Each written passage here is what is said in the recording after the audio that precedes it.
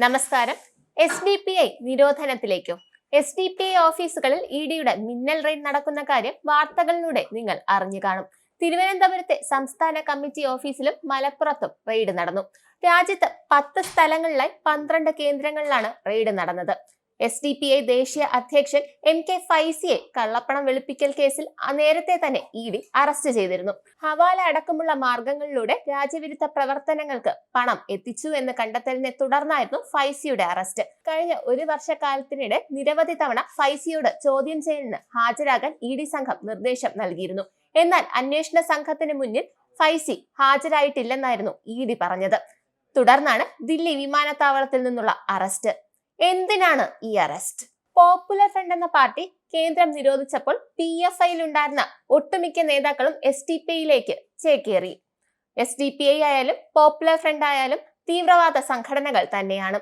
SDPIയെ നിയന്ത്രിക്കുന്നതും അവരുടെ പ്രവർത്തനങ്ങൾക്ക് പണം കൊടുക്കുന്നതും പോപ്പുലർ ഫ്രണ്ട് ആണെന്നാണ് ഇഡിയുടെ കണ്ടെത്തൽ.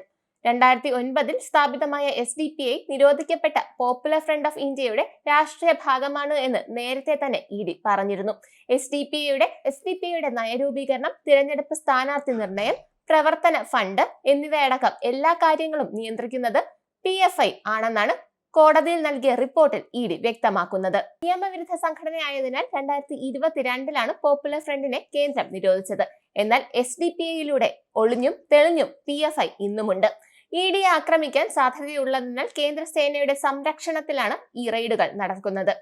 നിലവിൽ ബംഗളൂരു, നന്ദ്യാൽ, താനെ, ചെന്നൈ, ജാർഖണ്ഡിലെ ചാക്കൂർ, കൊൽക്കത്ത, ലക്നൗ, ജയ്പൂർ എന്നിവിടങ്ങളിലും ആന്ധ്രയിലും റെയ്ഡ് നടക്കുന്നുണ്ട്. നന്ദി, നമസ്കാരം. നിങ്ങൾക്കും ആനന്ദ മീഡിയയുടെ പ്രേക്ഷകരിൽ ഒരാളാകണ്ടേ? യൂറോപ്പിലും US-ലും ആഫ്രിക്കയിലും അടക്കം പ്രവാസികൾ ഉള്ളയിടങ്ങളിലൊക്കെ ജനപ്രിയ ചാനലുമായി ആനന്ദ് മീഡിയ ഒപ്പമുണ്ട്. ഏഷ്യാനെറ്റ് ഫ്ലവേഴ്സ് അടക്കം നിങ്ങളുടെ വിരൽത്തുമ്പിലെത്തും. ആദ്യം റോക്കു ബോക്സ് സ്വന്തമാക്കുക. അതിൽ നിന്നും ആനന്ദ് മീഡിയ ആപ്ലിക്കേഷൻ ഡൗൺലോഡ് ചെയ്യുക, ഇൻസ്റ്റാൾ ചെയ്യുക. എന്നിട്ട് 02085866511 എന്ന നമ്പറിൽ ഞങ്ങളുടെ കസ്റ്റമർ കെയറിൽ ബന്ധപ്പെടുക. അല്ലെങ്കിൽ +91 735 660 3747 എന്ന നമ്പറിൽ വാട്സപ്പ് ചെയ്യുക. ആനന്ദ് മീഡിയയുടെ സേവനങ്ങൾ സ്വന്തമാക്കുക. മറ്റു ചാനലുകൾക്കൊപ്പം ആനന്ദ് TVയും എൻജോയ് ചെയ്യുക.